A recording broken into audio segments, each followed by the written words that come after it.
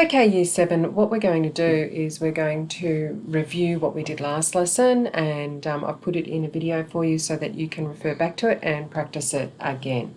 So this is what we are aiming to do. We're aiming to take part of St. Lawrence's and we're going to create a background. We're going to do that by selecting an image, resizing it, selecting part of the image and adding a layer mask, and then doing a gradient color background in the background as you see.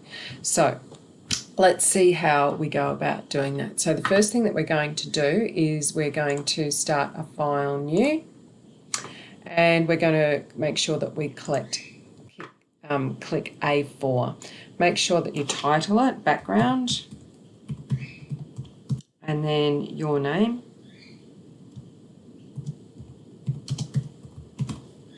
Might even call it Slc Background actually.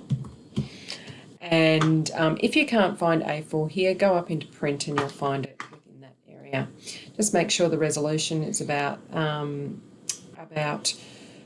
300, 250. You can choose which orientation you have. I think portrait is the best for all of us. So we're going to create that image. The next thing I'm going to do is I'm going to go into our OneNote, and when I go into our OneNote I can see under 2D portraits, SLC urban landscapes. You'll see that I created a whole lot of images that were just found on the internet. Actually, they're part of our research. So what I'm going to do is I'm going to select one of those images, and I'm just going to simply do that by right clicking it. So I might choose this one this time. I'm going to copy it, and then I'm going to go back to my Photoshop document and I'm going to paste it into that document. And Control V is the best way to do that, or you can use your right click. Now you can see that it's too small here, so the next thing that I need to do is transform the image, and we do that by Control T. And when it's got Control T, you see that I get these arrows when I take it to the corner, which means that I can grab it from the edges and I can enlarge it to be however big I wanted it to be. I'm just going to look at that sizing, bring it up to about there. I can decide where in the picture I want to keep things. I could even go a little bit bigger if I wanted to. At this stage it doesn't matter that the rest of it is missing, but line it up with the bottom. When I'm happy with that, I'm going to press enter.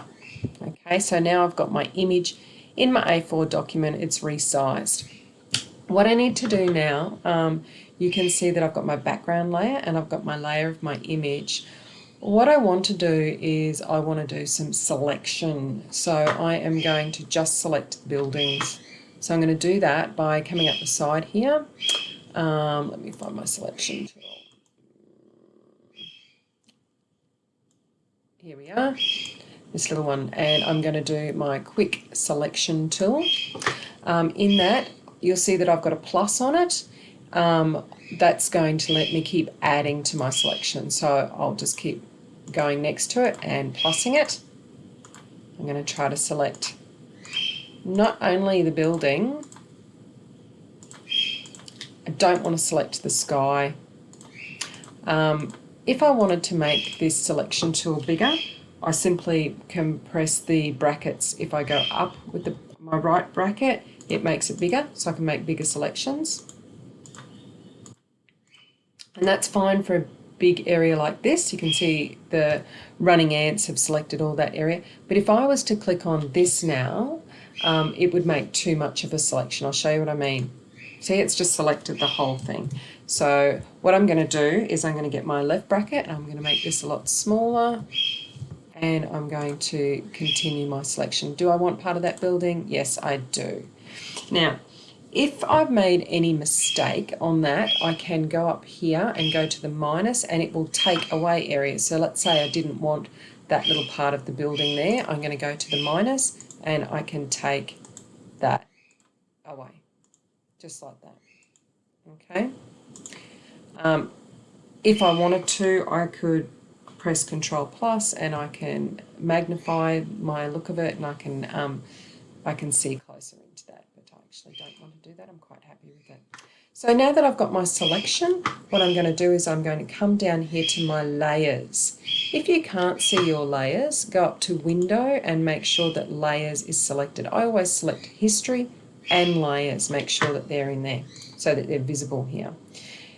I'm going to click on my layer one and I'm going to come down here and I'm going to see this little box with a black circle in it. I'm going to click on that and that automatically cuts out my background. So now I've only selected the image of the buildings, and that's really good. And I think I might leave that as the first video.